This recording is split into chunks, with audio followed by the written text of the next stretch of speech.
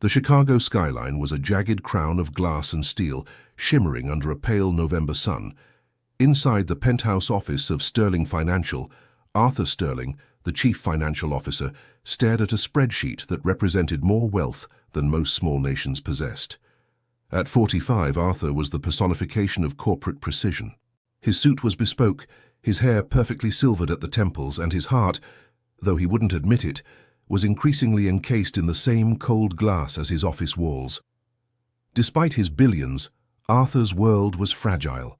The only person who mattered to him was his 8-year-old daughter, Maya. Maya had been born with a rare neurological condition that affected her motor skills and speech. Since the passing of Arthur's wife 3 years ago, Maya had become his entire universe, yet a universe he struggled to communicate with. He provided the best doctors, the best therapists, and the most expensive equipment, but he couldn't provide the one thing she seemed to crave, a connection that didn't feel like a medical appointment. That afternoon, Arthur decided to do something normal. He picked Maya up from her specialized school and took her to a high-end park near the lakefront. Maya sat in her motorized wheelchair, her eyes bright but her hands trembling. Arthur sat on a bench nearby, his eyes glued to his phone, replying to urgent emails about a merger. Near the edge of the park, leaning against a weathered brick wall, was Elena. She was 28, wearing a threadbare coat that had seen too many winters. Beside her was her 5-year-old son, Leo. Elena wasn't homeless in the way the movies portrayed it. She was part of the invisible working poor. She had lost her job at a local bakery when it closed, and an eviction notice had turned her car into their home. Arthur watched from the corner of his eye as Maya tried to eat a yogurt cup he had opened for her. Her tremors were particularly bad today. The spoon clattered against her teeth, and yogurt spilled onto her expensive velvet dress. Arthur sighed, a sound of frustration rather than empathy, and reached for a silk handkerchief. But before he could stand up, his phone rang. It was the CEO. He stepped away to take the call, his back turned to his daughter. Elena saw the struggle. She didn't see a rich girl in a wheelchair. She saw a child who was hungry and frustrated. She whispered something to Leo, who sat quietly by her side, and then she walked over. When Arthur turned around 5 minutes later, his blood ran cold. A woman in tattered clothes was kneeling in front of Maya. His first instinct was to shout, to call security. But he stopped. Elena was holding the spoon with a steady hand. She wasn't rushing. She was humming a low rhythmic tune, a melody Arthur recognized as an old folk song. Maya wasn't flinching. She was looking into Elena's eyes, her own face relaxed. For the first time in months, Maya was eating without a single spill, a tiny, genuine smile forming on her lips. The millionaire CFO stood frozen, the phone still pressed to his ear, realizing that his wealth had failed to buy the one thing this stranger was giving for free: patient, human grace. Arthur approached slowly, his expensive leather shoes clicking on the pavement. He expected the woman to ask for money the moment she saw him. That was the script he was used to. But Elena didn't even look up until the yogurt cup was empty. "She has a beautiful spirit," Elena said softly, finally looking at Arthur. Her voice was tired but lacked any edge of bitterness. She just needed a rhythm. Sometimes the body moves too fast for the mind, or the mind too fast for the body. Music helps bridge the gap. Arthur cleared his throat, feeling an uncharacteristic lump in his chest. Thank you. I usually handle it, but I had a call." "It's okay to need help," Elena replied, standing up and brushing the dust from her knees. She glanced back at her son, Leo, who was waving at Maya. Maya waved back, a jerky, difficult movement, but one filled with effort. "I'm Arthur," he said, extending a hand, then awkwardly withdrawing it, realizing how formal he was being. "Elena," she replied. She didn't offer a last name. She didn't mention that she hadn't eaten a full meal in 2 days, so that Leo could have the last of their bread. Arthur looked at his daughter. Maya was pointing at Leo, then at Elena. She made a specific sound, a soft ma that she used when she felt safe. Arthur felt a pang of jealousy, followed by a wave of profound shame. He spent thousands on sensory integration experts, yet this woman had achieved more in 10 minutes with a plastic spoon and a song. "Wait," Arthur called out as Eleanor began to walk away. "Are you a therapist?" "A teacher." Eleanor let out a dry, short laugh. "I'm a mother, Mr. Sterling, and right now I'm someone looking for a place to park where the police won't move us along." The honesty hit Arthur like a physical blow. He looked at the luxury SUV parked at the curb, then back at the woman and her child. He was a man of logic and numbers. The numbers told him that this woman was a stranger, a potential risk. But the logic of his heart, stirred by his daughter's rare smile, told him something else. "Please," Arthur said, his voice dropping the corporate authority, "let me buy you and your son dinner. There's a cafe right there, no strings, just... I want to thank you for helping Maya."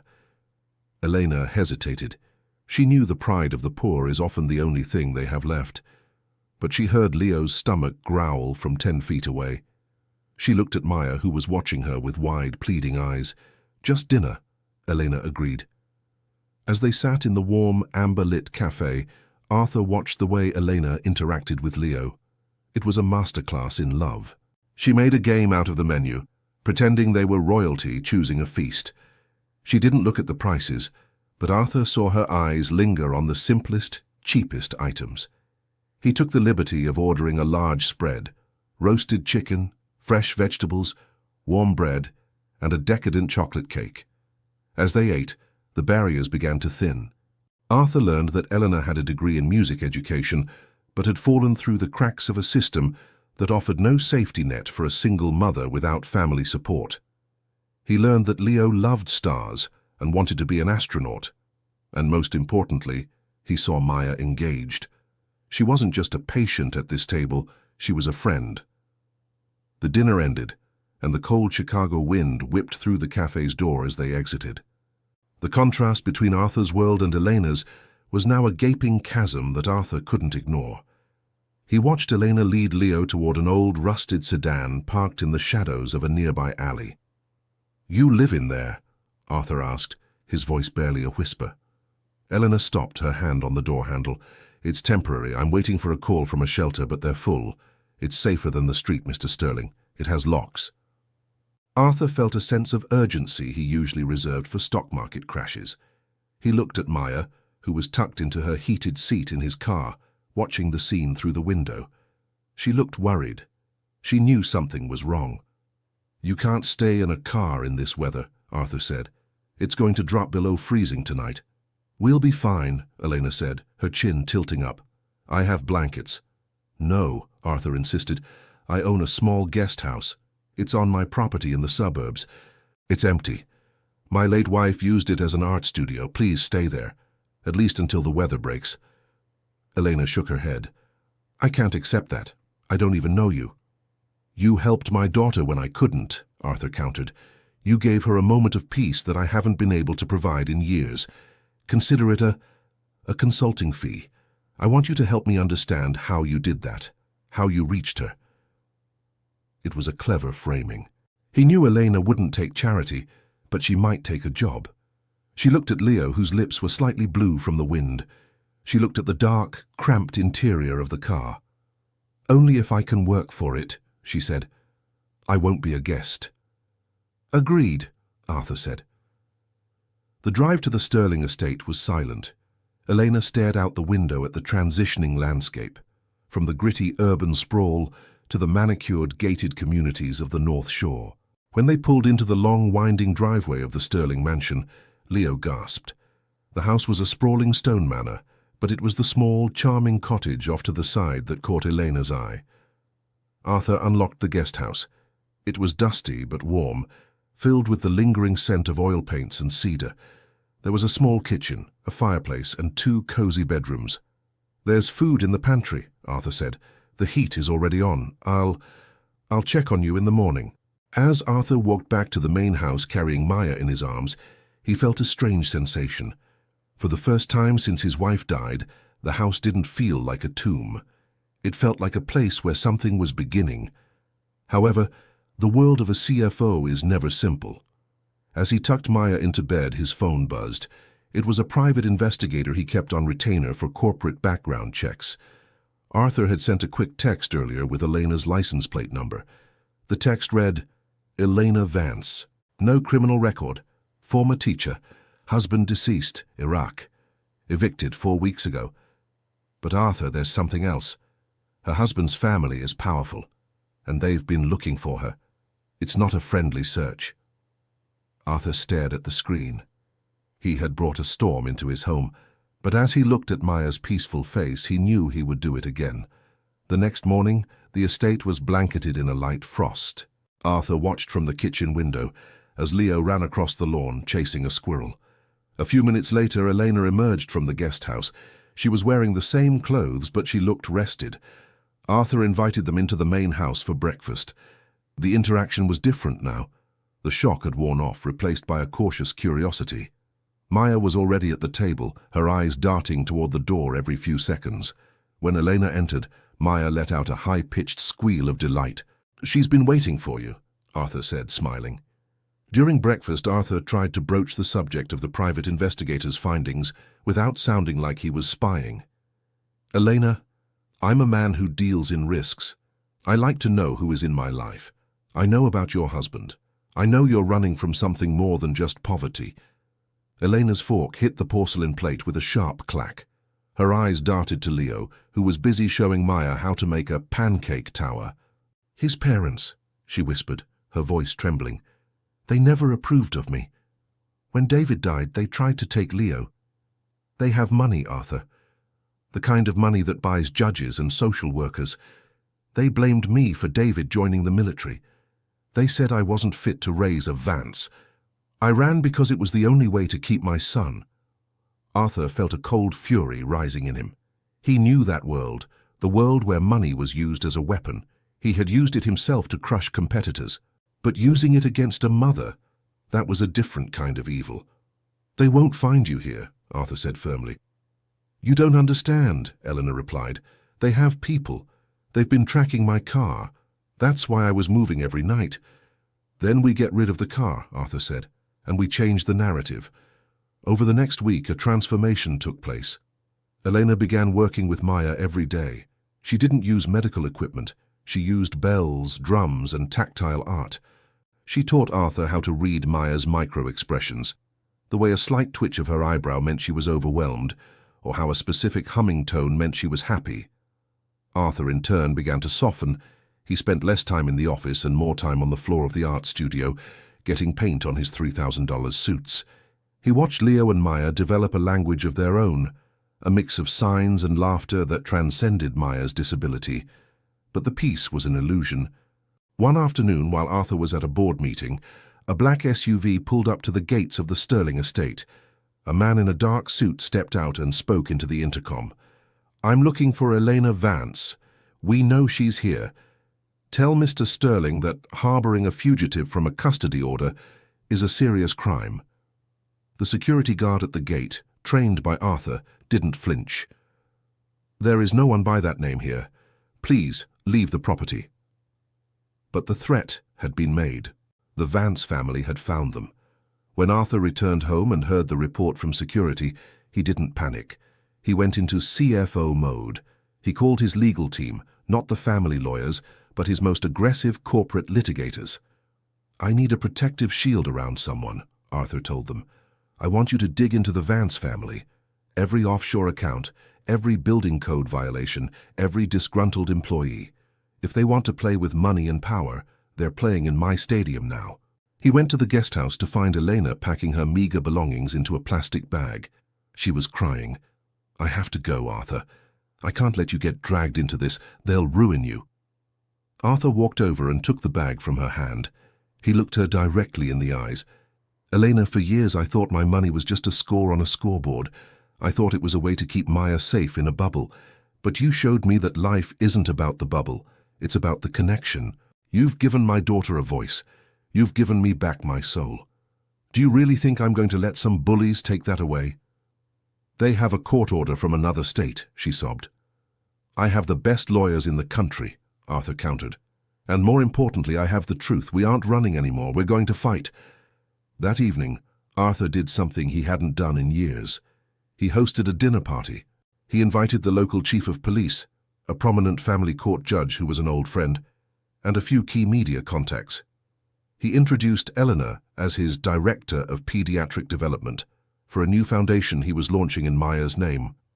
By giving Eleanor a formal, high-profile role, he made her visible in a way that made it much harder for her to be snatched away in the dark. He was building a fortress out of reputation and public image. As the guests left, the judge stayed behind for a moment. "Arthur, she's a lovely woman, and the way she is with your daughter, it's a miracle. But the Vances are old money.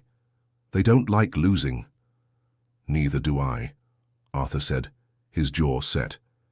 That night, for the first time, Arthur didn't sleep in the main house. He sat on the porch of the guest house, a silent sentinel, watching the driveway. He realized then that he wasn't just protecting Elena and Leo. He was protecting the family he had accidentally built. He was no longer just a CFO. He was a father, a protector, and perhaps, for the first time, a man in love. The Vances didn't wait for a courtroom. 2 days later, while Arthur was finalizing the Maya Sterling Foundation paperwork, a frantic call came from the estate's head of security. "Sir, there's been an incident at the park.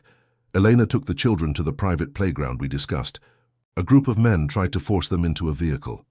We intervened, but the police were called, and now they're claiming Eleanor is kidnapping her own son based on the out-of-state warrant." Arthur's heart hammered against his ribs. "Where are they?" "At the 4th Precinct. They're holding everyone until the paperwork is verified." Arthur flew out of his office, ignoring a billion-dollar closing. He drove like a madman to the precinct. When he arrived, the scene was chaotic. Eleanor was in an interview room, her face pale and tear-streaked. Leo was sitting with a female officer looking terrified. Maya was in her chair, making a low, distressed wailing sound that broke Arthur's heart. In the hallway stood Silas Vance, Leo's grandfather. He was an older man with a face like granite and eyes that saw people as assets or liabilities. "Mr. Sterling, I presume," Silas said, his voice a cold rasp. "You're making a grave mistake. That girl is a common thief who stole my grandson. She's unstable." Arthur didn't yell. He stepped into Silas's personal space, his height and quiet fury radiating off him. "I've spent the last 48 hours looking into your stable life, Silas. I know about the donations you made to the judge who signed that custody order. I know about the factory you closed in Ohio that left 400 families destitute while you bought a yacht. If you don't drop this, I will make it my life's mission to ensure the Vance name is synonymous with corruption on every news cycle in the country." "You wouldn't risk your reputation for a waitress," Silas sneered. "She's not a waitress," Arthur said, his voice vibrating with conviction. "She's the woman who saved my daughter, and she's the woman I'm going to marry." The silence that followed was heavy.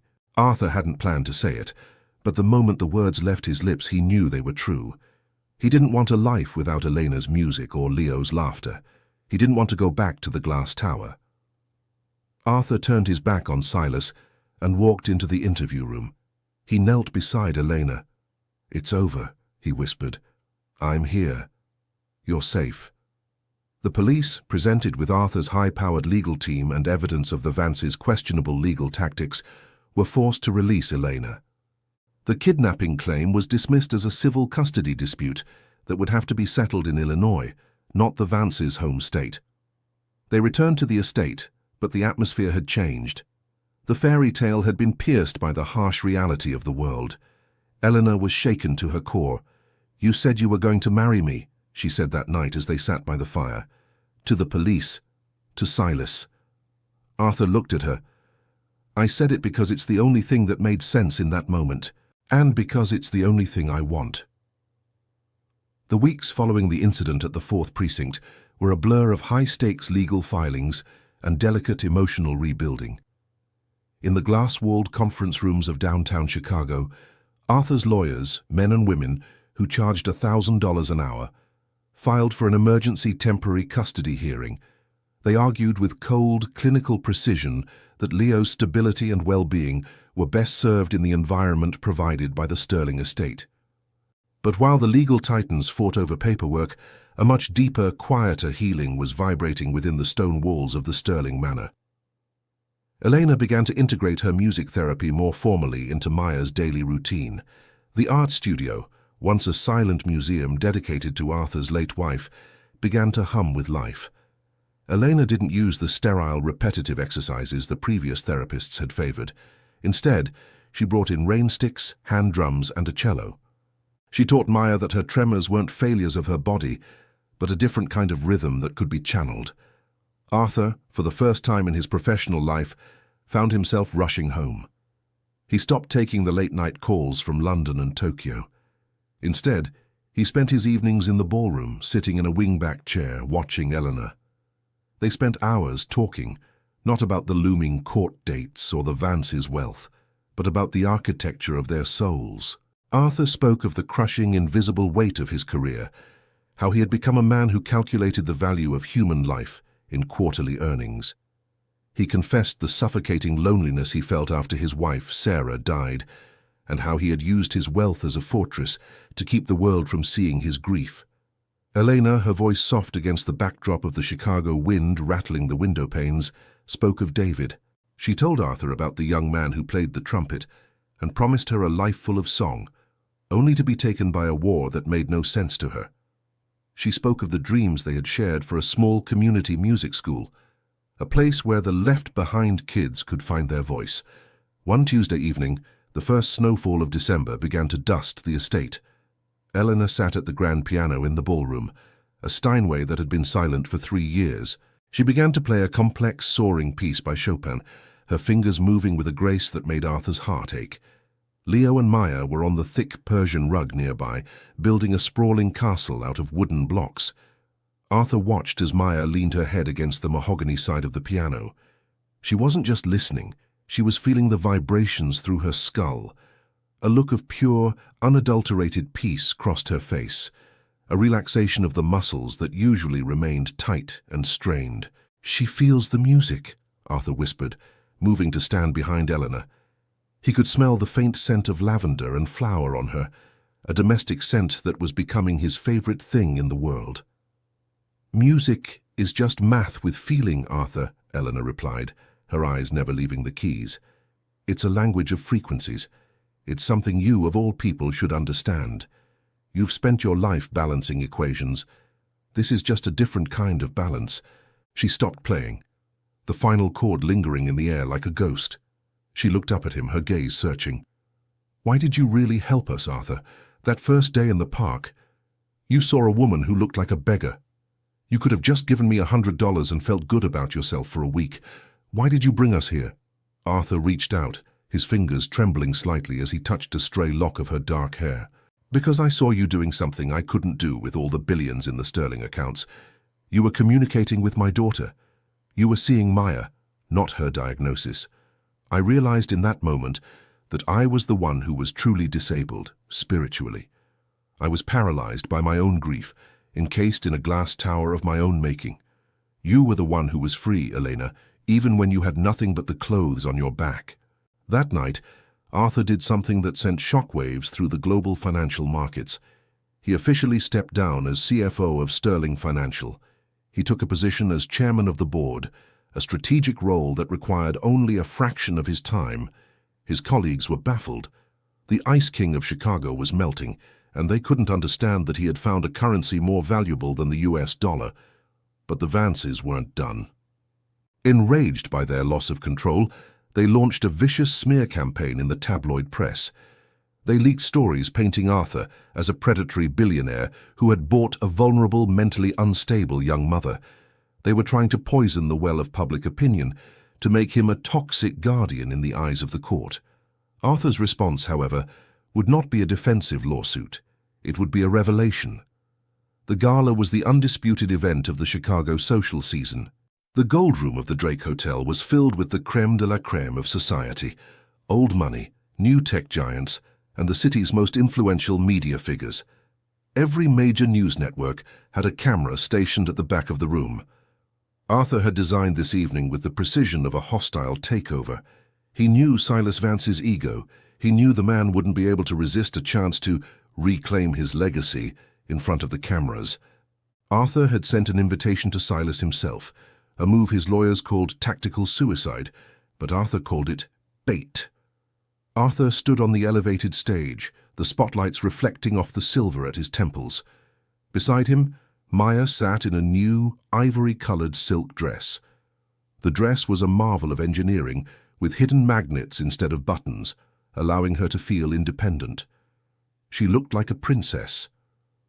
Elena stood in the wings, her hand trembling as she held Leo's. She wore a simple midnight blue gown, a gift from Arthur that he insisted was part of the foundation's branding. "Tonight is about more than the launch of a foundation," Arthur's voice boomed through the speakers, steady and resonant. "It's about the definition of value. For 20 years I've been a man of assets. I valued growth, margins, and the bottom line. I thought I knew what a good investment looked like. But 3 months ago, on a cold afternoon by the lake, I met someone who reminded me that the most valuable thing in this world is the courage to help a stranger without expecting a single cent in return." He turned his head toward the wings. "Elena, please join me." Elena walked out, the light catching the unshed tears in her eyes. The room went silent. The socialites leaned in, whispering. This was the homeless woman they had read about in the tabloids.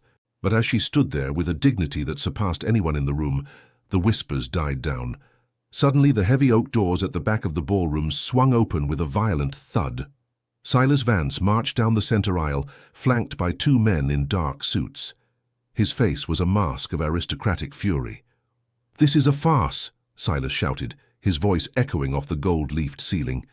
"This woman is an unfit mother, a fugitive who snatched my grandson from his rightful home. I have the court papers right here, Sterling. You are harboring a criminal." The cameras pivoted instantly. The reporters scrambled. This was the explosive drama they had been promised. Silas reached the foot of the stage, shaking a sheaf of papers at Arthur. Arthur didn't flinch. He didn't call security. Instead, he smiled, a cold, thin smile that reminded everyone why he had been the most feared CFO in the Midwest. "Silas, I'm so glad you could make it," Arthur said calmly. "I was just about to show a video. It's a short documentary our foundation commissioned on the importance of family support systems. I think you'll find the audio especially enlightening." Arthur signaled to the technician. The massive LED screen behind him flickered to life. It wasn't a documentary. The room fell into a deathly silence as a voice filled the hall. Silas Vance's voice, recorded clearly. "I don't give a damn about the boy's emotional state," the recording played. "I just want to ensure that girl never gets a dime of David's life insurance. We bribe the judge in the county court.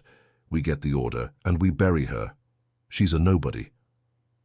Then came the emails, projected in giant text, showing the money trail from Vance Enterprises to a charity owned by the judge who had signed the original custody warrant.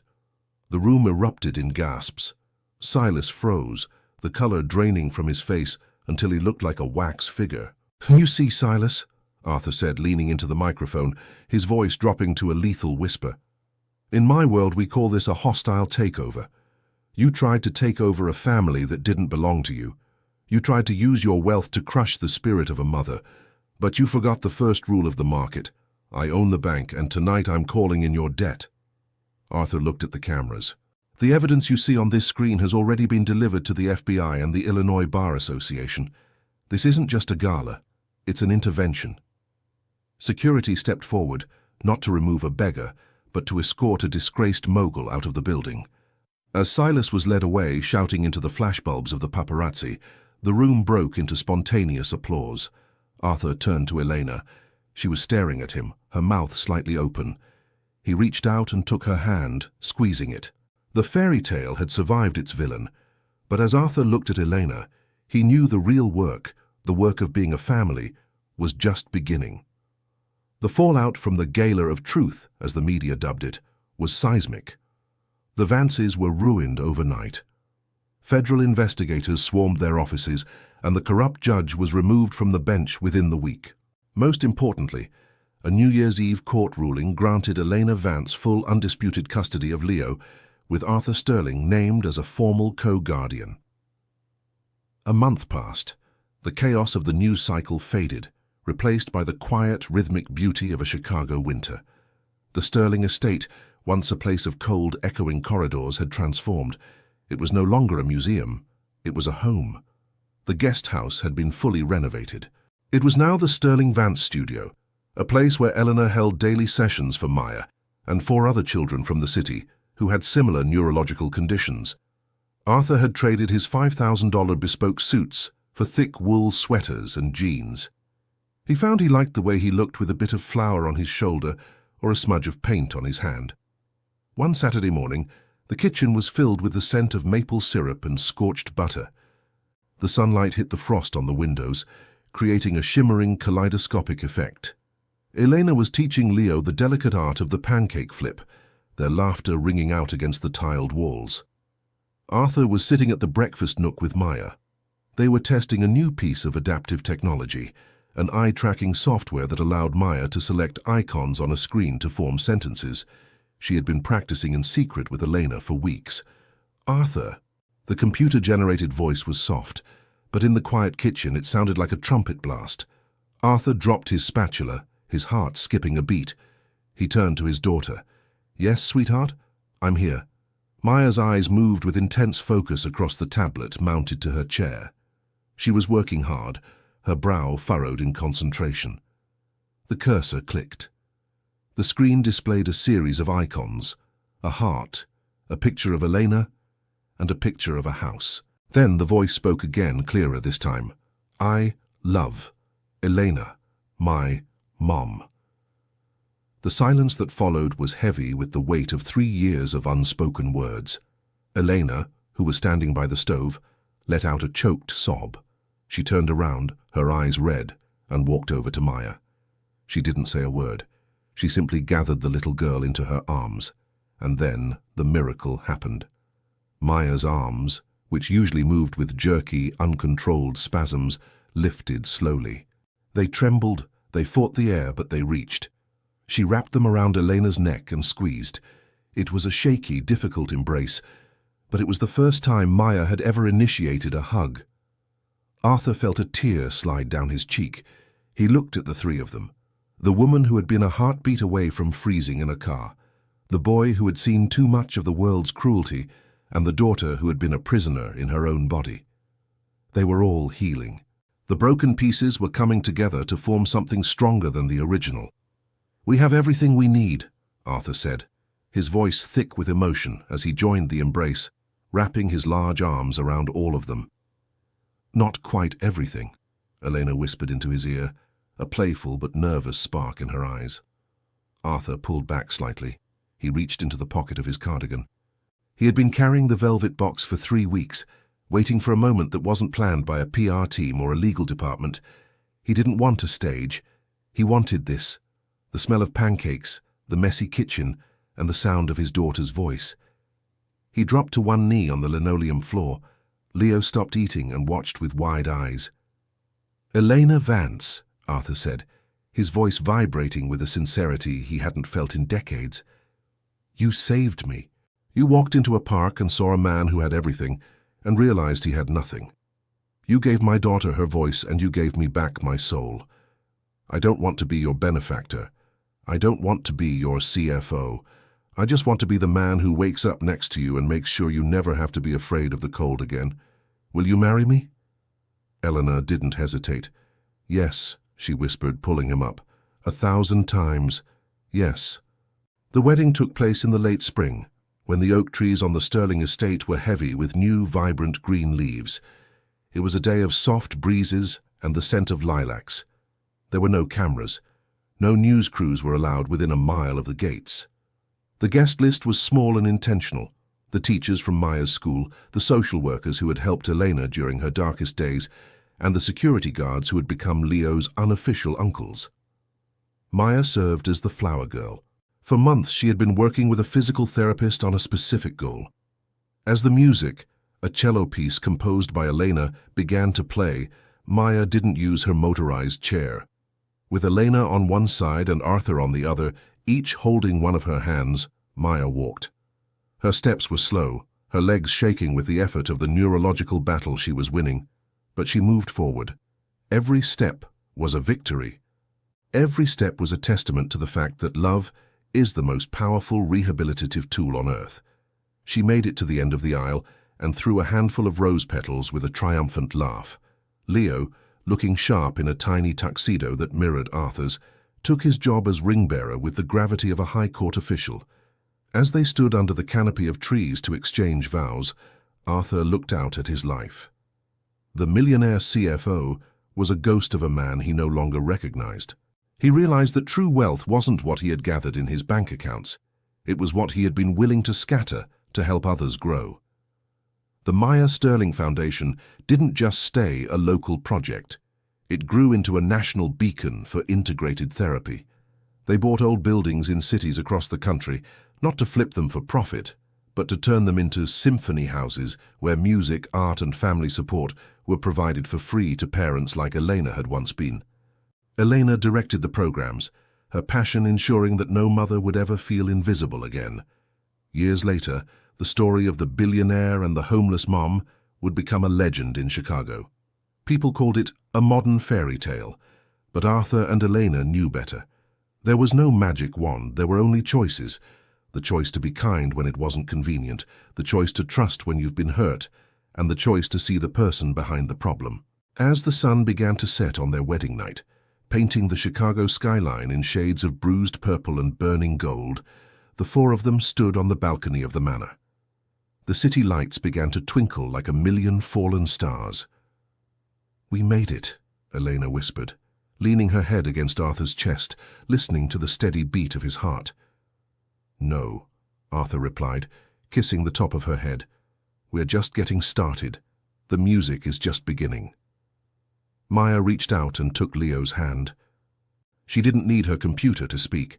She simply squeezed his hand, looked at her parents and smiled. The silence between them was no longer a void. It was a symphony, a melody of resilience, a rhythm of grace, and a harmony that would echo through their family for generations to come. The glass tower of Sterling Financial still stood in the distance, cold and imposing, but Arthur Sterling finally knew what it was for. It wasn't a fortress to hide in.